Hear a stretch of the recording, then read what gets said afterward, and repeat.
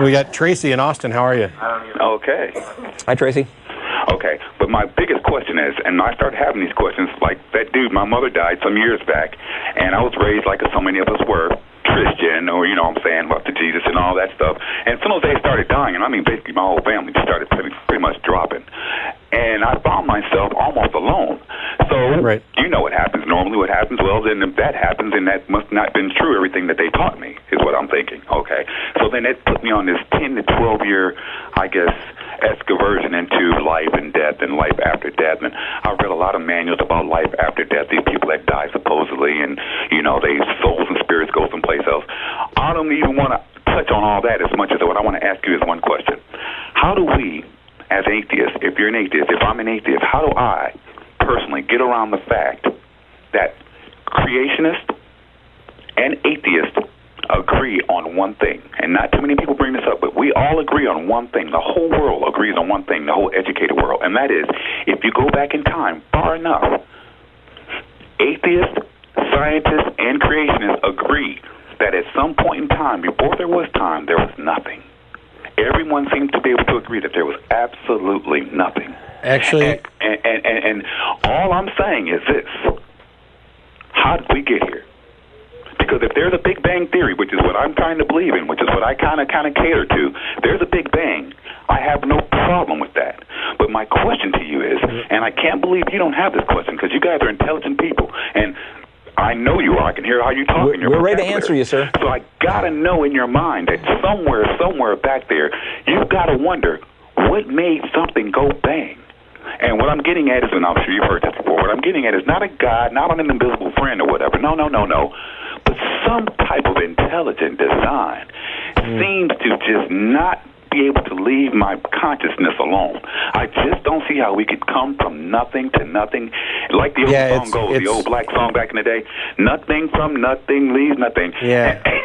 and I'll stop right there, and I just want to know what you got to think about that. You're engaged. It's an argument from ignorance, is what it is. Is that right? Yes. Okay. That's why you have this appeal for intelligent design. First of all, everybody in the world doesn't agree about this idea of nothing. And what I'd recommend is that after the show's over, the first thing you do is go out and Google "Universe from Nothing" by Lawrence Krauss. It's a lecture, a talk he gave at the Atheist Alliance International convention from 2009. It's going to be about the best explanation of what physicists mean when they talk about nothing and something coming from nothing. Okay. But even setting that aside, what you're basically saying is, I can't see how this could have happened without an intelligence. And that is a definition of an argument from incredulity, argument from ignorance, that I can't understand X, or I can't think of a better explanation than X, therefore X is the most plausible and the one I'm going to accept. And that's simply not true. Intelligence needs to be demonstrated. Okay. And it doesn't become the default. Intelligent, an intelligent being, by the ape being intelligent, by the fish being intelligent, by dolphins being intelligent. I mean, something to me, I don't know where did it come from. I mean, is that not a question that you ever have in your mind at all? Is evolution a problem for you, or are you okay with evolution? I'm okay with evolution. That's the big thing. That's why I got such a problem with all my Christian friends, because I'm okay with that, and they ready to put me out of their house. But my problem is, Tracy, I think that evolution had a designer, or some kind of a design. Something said, start from here. I see. And then you don't know what I'm... But I began, Tracy, something began something, Tracy, man. I don't know, dude. Tracy, what do you think, man? May I? Yes. Yeah, Tracy, but that's the whole point of the theory of evolution. Is how is it that all these different forms could come into existence in all their varied types and with all their varied abilities without intelligence? That's what evolution is about. Now, I know it's very popular for a lot of people who still have an impulse to want to believe that there is a guiding hand behind all of it. It's very popular for them to say, well, you know, maybe the process is tweaked by an intelligence as it goes along. Yes, exactly. But the point, what I'm telling you, Tracy, what I'm telling you is the point of the theory is that you don't need that. That intelligence slapped on top of the process of evolution is extraneous and unnecessary. And if you think it's not, it's because you don't yet have a complete grasp of what the theory is saying. It's like saying that you believe that an oak tree can grow out of the seed, but that you think there's some being who comes along and bends the limbs just the right way, in between. No, my friend. It is exactly like that. That's an analogy, Because we Tracy. both agree, and we all agree that it came from that damn seed. We know that. Yeah, but what I want to know is where'd that seed come from? Okay, From so the now tree we're back. before it. Well, that's why I asked about evolution, right? Because if you're okay with evolution, then you should be okay with the idea that it just happened. No, just a minute. Because evolution didn't just happen. There's natural laws that all of the physical parts involved in evolution are following. And what you just said, they're laws. See, this is what I'm saying. I'm so mankind because laws come from man. No, they don't. We call things laws. Maybe it's an analogy. Maybe it's not. Yeah. Maybe the fact that we use the same word for things passed, rules passed by men, and for processes we see happening automatically in nature, right? Maybe the fact we use the same word for those two things is confusing, but they're not the same kind of thing. Okay. Right, then that's not what I mean when I use the word. Yeah, because when they talk about laws of gravity and laws of nature, and those are like rules and laws. It seems like they're rules or laws, and it seems like certain things have to follow them. You know what I'm saying? Like Newton's thing of gravity. But I mean, a law seems to have been put into design. Or I don't know, man. Well, I just explained. Can you kind of see what I'm getting at? Can you kind of see my dilemma a little bit, though? Tracy, if you hang on, he'll explain it. Okay, go ahead. I'm sorry. Yeah. I mean, we just went over that. I mean, it's the same word used two different ways for two different kinds of things. There's a difference between descriptive laws and proscriptive laws. Okay, that's right. a good point. Descriptive laws are, we look at what is happening and we see the way that nature behaves, right? Yes. And we find regularities, and then we say, well, that is the way it behaves. We'll call that the law, right? Okay. The law of gravity, right? That clears that laws up. of motion. That makes sense. We're using the word law for a thing we simply observe happening in nature. But the reason why things in nature happen, that things in nature follow those laws, is because of the physical properties of those things interacting. Yes. Okay. It's not because some outside force is saying, why, someone has dropped an object, therefore, why command that object to fall to the earth. No, gravity is a natural thing that just happens. Yes. Okay. All right. So the reason I brought up evolution was to get back to the question of origins. I mean, Matt's advice is probably the best thing to do is go look for Lawrence Krauss's lecture, which will explain this in more detail. But just for the moment, to make this a little easier for your mind to deal with, right? Yeah. You have to. It's not exact. It is true in a sense that the naturalistic view of the origin of the universe and the religious view of the origin of the universe come back to some point where things appear to start. Okay. Now the details and the much more complex, deep physics details of that you get from that lecture. But there is a difference between the naturalistic view and the religious view. Okay, the naturalistic view is at that starting point. Yeah. There's very, very, very simple stuff, right? Okay. There's a hot. I'm not sure what the right plasma is. Probably not even the right word, right? And we have a physicist here, and he can't jump in the middle of this. But there's just a initial condition that's very hot, very dense, right? I mean, matter hasn't even condensed out of this stuff yet. That's what you have on the one hand. Incredibly simple. And then on the religious view, you have an intelligence.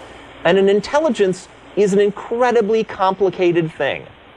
So between those two views of that starting point, right, the naturalistic view is the simpler one, the one that takes much less of a leap to accept. See what I'm saying? Okay. And if you can accept that, if you can accept evolution, that diversity and complexity and things emerge from the interaction of stuff, all within natural laws, then you should be able to accept that the galaxies and stars and planets could form out, according to natural laws, out of that very simplistic set of starting conditions. Right? Okay. That's what I'm saying. Look at the difference, that what religion is asking you to believe at that starting moment is something much less likely, right? Much more of a stretch. Something hugely more complex, an intelligence that has not only that, but it has the power to guide everything else that's happening, right? Okay. That's what religion is asking you to believe. And physics is just asking you to believe. I'm sort of having some problems with that right there. My biggest problem is what we're talking about is that starting point, man, that one initial starting point. And I guess if I can just wrap my mind around that. We're recommending you watch that lecture. That's what I need to do, man. The other thing that I'd say is that, not quibbling over the ideas of nothing or whatever else, we're at a point where we understand that at some point the universe began to exist in the current form that we observe it. And we've identified, we label that in most of the time we label that as Big Bang. Big Bang cosmology. I mean, it's already been confirmed to the extent possible that we can confirm it by cosmic microwave background radiation that it did in fact happen. So then you say, what happened before the Big Bang? Well, maybe, hang on, it may be the case that is a bad question. That the nature of time in the universe is such that question just cannot be asked with any coherence and therefore cannot be answered. It may also be the case that the answer is I don't know. I talked about this to another atheist once upon a time, and he told me that exact thing. He said that's one of those things, Tracy, because he got kind of frustrated with me because I kept going back to that one point, and he said, you know what? That's one of those things that are just unknowable. And you No. How many no's was that? I did not say unknowable. No, I didn't say you. I said I was talking to another I understand, but you were equating me. You were telling me that was not that. That's not what you said, but that's what he said. And right. So let's not talk about what he said. Let's have this conversation between us. Right. I didn't say unknowable. I said that is something that we simply don't know. We may be able to find out.